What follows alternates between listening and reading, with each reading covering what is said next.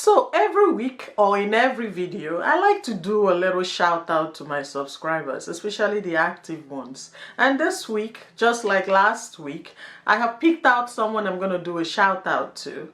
But you know the rules, we have to get through the story and I'm going to tell you who it is at the end of this video. So don't go anywhere, just stick around. 22-year-old Faruq Osilalu was missing and then later found dead and badly decomposed. Something bad happened to this young man and we don't know yet. So on September 17th, Faruq was walking for sedan services when he dropped off his last rider just a little bit before midnight. And then after that, no one heard from him, no one saw him. But then the next day, his brother said he called his line and then a homeless man picked it up and said that he found his phone near Johns Hopkins Hospital. Now this is strange because this is a man that has been walking all day the day before and all of a sudden he went missing and his phone was found near the hospital according to this homeless man. The other strange thing is that his wife, Elena Singleton, reported him missing 10 days later. Now, I don't know what the situation is with this. I'm just going by the report that is officially available on the internet. But it was said that his wife reported him missing 10 days later. I don't know if they live together or if they live in separate places, but I don't know why it would take that long for her to report him missing. This is just me walking down the line. The first one is that a homeless man picked up his phone after he went missing without a trace. And the second thing is that his wife reported him missing 10 days after. All right, so let's look at the other stuff. So on September 29th, which is 12 days after the report that he was missing, the police called his wife to let her know that they found Faruq's car, but it was in the possession of a man and a woman. Now, we don't know who these two suspects are. And of course, the police took them in for interrogation, but then let them go because they did not have enough evidence. I don't know what you think about this incident, but I think there's something that someone is not saying. There's something strange in this whole story. We talk about a lot of missing people, and I always maintain that people don't just go missing. People don't just go missing. Something happened to them that we might not be aware of. But as time goes on, as investigation unravels, we get to find out that there is more to the story than what's being shared. Talking about this little point here, that the police found Faruq's car. Now remember, he's been missing for 12 days after, going by the time that his car was found, he was missing. And then all of a sudden, a man and a woman were found in his car. We don't know who these people are. And then the next thing, they were taken in for interrogation, but the police let them go because there was not enough evidence to hold them, to keep them in custody. What does this mean? Where did they get the car? A car is not like an orange that you pick up from the roadside. You don't just take a man. Where did they find the car and why were they driving it? Did they report to the police that the owner was missing? Did they know the owner? Did the police find out where they found the car initially and why they were in it? People don't just go picking up a car on the side of the road and then start driving around in it. It doesn't make sense. So what exactly did they tell the police for them to let them go? I read also that one of them demanded for a lawyer. Now it started to sound like there's something suspicious that one of them is not saying. Why did the police let them go? I mean, these are two important suspects. A man went to work on the 17th of September, never came home, and the next thing, his cell phone is found in the hands of a homeless man, and the next thing, his car was found in the possession of a man and a woman that is not even related to him. And then the police have these people in custody and the next thing they let them go just because they do not have enough evidence. His wife, Elena, said that the taxi services which her husband was working for before he went missing are not cooperating with the police to resolve the matter. They are not really responding as much as they should. Now it begs the question, what kind of agreement or what kind of business was Faruq doing with these people for them not to show that much care? It seems like there are things that some people know that maybe Elena was not aware of, or that the police are just reluctant in solving this issue.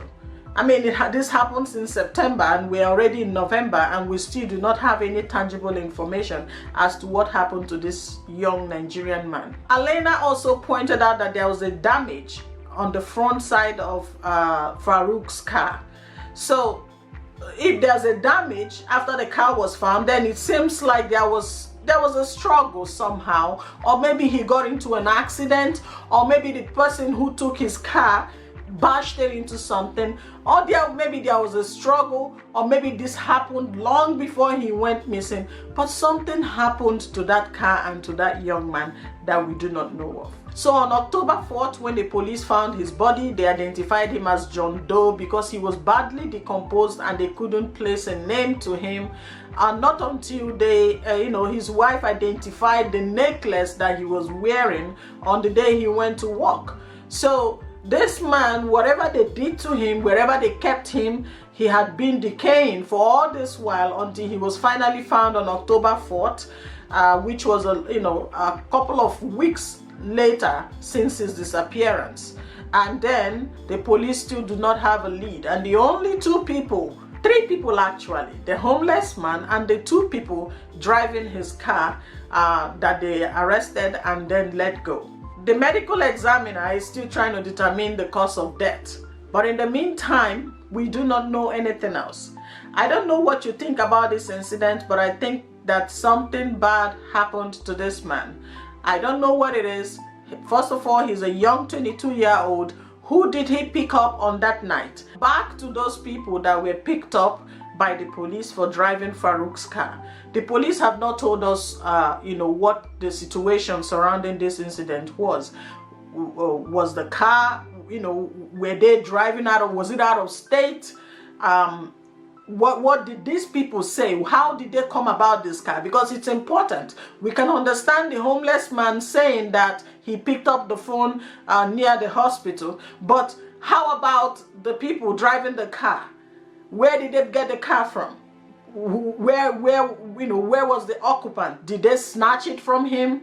Then that would be a robbery. Or did they find the car just sitting conveniently on the side of the road with the key inside and they just got in and started driving and they did not know, which does not make sense. Why would you even get into a car that does not belong to you? Now I'm just thinking out loud. We don't know what happened here, but I just keep asking why and when. It doesn't seem like the police are going to tell us more, but we have to keep asking questions regardless. People don't just go missing. Faruq Osilalu is a Nigerian man, and I'm hoping that the Nigerian community in Maryland will come and will come together and try to put pressure on the police to do the right thing. I have reported a couple of missing persons and strange killings of Nigerian men in America. Men and women in America, and it just doesn't make sense what is going on. There's usually no outcome, there's usually no tangible cause of death. It's just that they went missing. Are there no cameras in the area where Faruq went to? Are there no CCTV? No one saw anything? People usually see something. What happened? Is it that there is absolutely no information out there? Is it that an alien came in and abducted this young man and no one saw anything? Or is it just that the Baltimore police does not want to do much? They don't want to stress themselves, or maybe they have a lot of cases on their hands. Yes, this is frustrating to imagine. I can't imagine what his family is going through, both in Nigeria and here in the US. I don't know what to tell you guys, but I feel like there's something that the police are not telling us. And I hope that eventually when the medical examiner finds out what the cause of death is, maybe they can walk from there. But I don't know how long it takes to find out the cause of death. This is October. The boy was found on October 4th.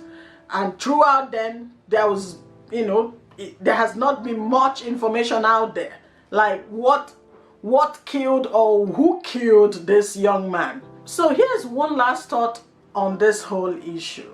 Could it be that Faruq got involved with some dangerous people, some people who wanted him dead eventually?